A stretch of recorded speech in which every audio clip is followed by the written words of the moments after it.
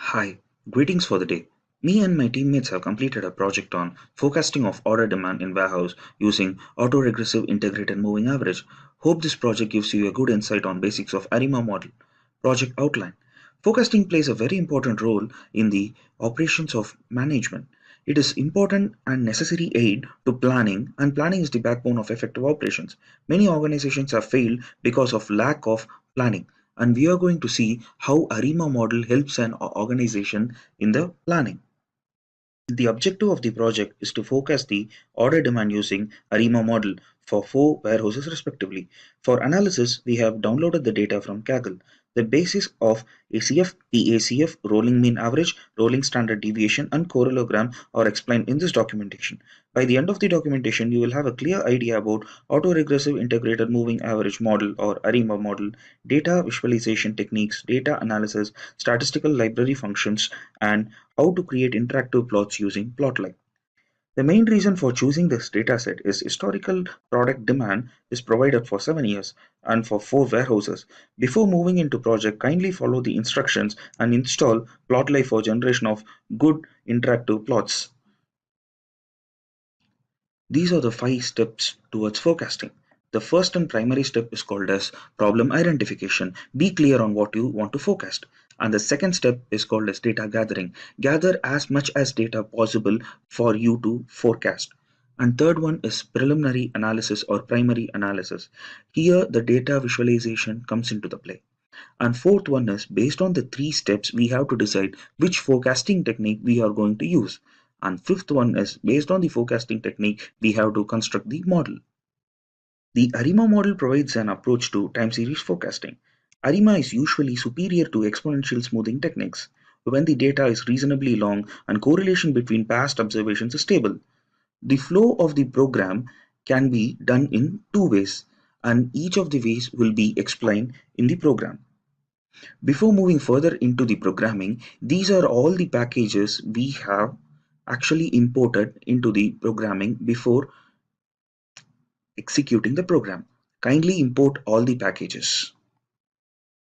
This parameter code is one of the important code where you actually standardize the output of all the graphs. You can set the size of the graph and you can label the axis, etc. To perform the time series operations easily, we are changing the normal date format from the CSV file to the pandas datestamp. This is the code for that. And the output will be like this. Based on the pandas datestamp, we can segregate into years and months. The most difficult challenge what we faced here is the numeric, PD to numeric. The data frame what we have got, the order demand was an object, which is string in the pandas world. We have to change the object into float, and for that, as type is not the function, we have to use pd.numeric data frame of order demand. Data visualization part, we have actually developed an interactive for loop where for all the warehouses we can get the plots easily. This is the data visualization for product category, for each and every year, for this warehouse J, for warehouse S, product category for each and every year. And one of the advantage of Plotly is that you can actually select the data what you want to see. I don't want to see year 2016. So like this we can use Plotly. I just want to see 2012. This is one interactive way of using the charts by Plotly.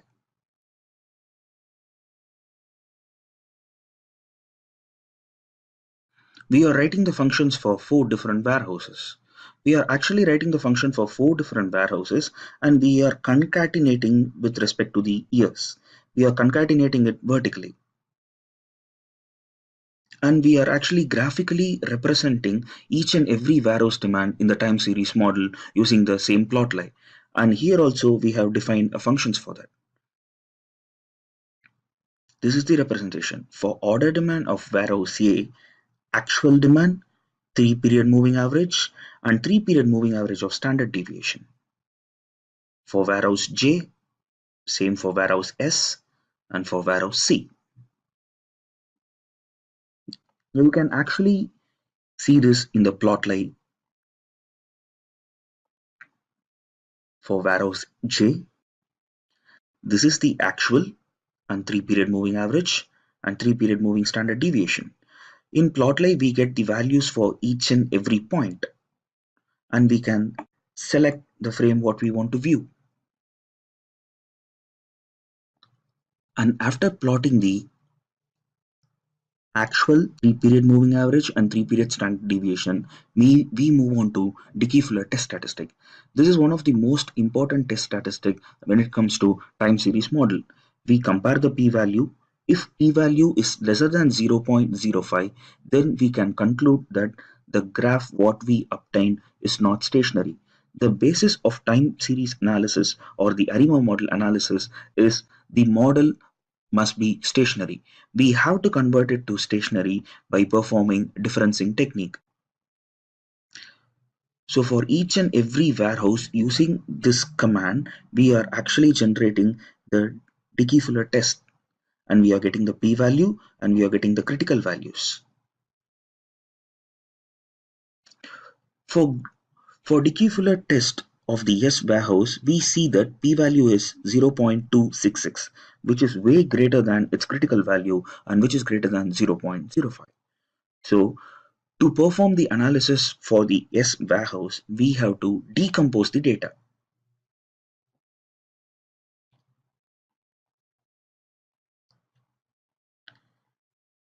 Decomposition is actually done using this code. Decompose is equal to seasonal decompose of the warehouse and order demand, and we have to provide the frequency. This frequency is nothing but the time periods. Based on the decomposition, we arrive at observed value, the trend, the seasonality, and the residuals. Now, based on the decomposition, we have to plot the ACF plot and PACF plot. ACF and PACF are most important plots when it comes to time series. This only helps us to find the Q value, P value, and D value. This is the ACF plot. This is PCF plot.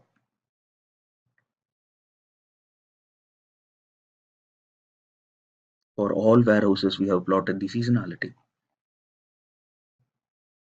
ACF and PCF, ACF, PACF, ACF, PACF, ACF, PACF. As we said earlier, the problem can be solved in two ways. So one is by ACF and PACF plots, we can manually choose the PDQ, or else we could use auto Arima function to choose PDQ method by generating plotting diagnostics. Plotting diagnostics is explained in the documentation. You can read further on plotting diagnostics by reading the documentation. These are all the plotting diagnostics code, and this auto Arima, this finds out the order, seasonal order, AIC, BIC. We have to choose the lowest AIC and BIC score for forecasting the data. This code is for the final forecasting. We are training the data and testing the data. In the above snippet, 70% of the train model is used to test and forecast more than 30% of the data. The prediction results are obtained and converted into a data frame. These are all the results from analysis. This is the actual, and this curve is the forecast for warehouse A. You can actually see this in the browser.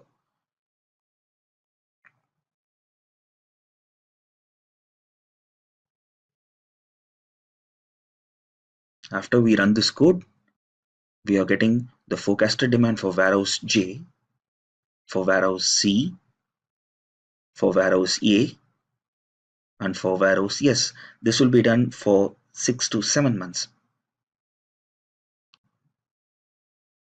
So these are all the references, and this is the instruction on how to run the code. We consider this as a good project because of the following reason. When it comes to Arima forecasting, not every material available on the internet is based on Python. It is based on R. This documentation, it, it conveys entirely based on the Python. These are the suggestions. Since the warehouses of if the warehouses of 4 locations are given, we can actually plot the coordinates on the map and find out the demand. This could be extended to the suppliers and customers involving 4 warehouses on the product demand.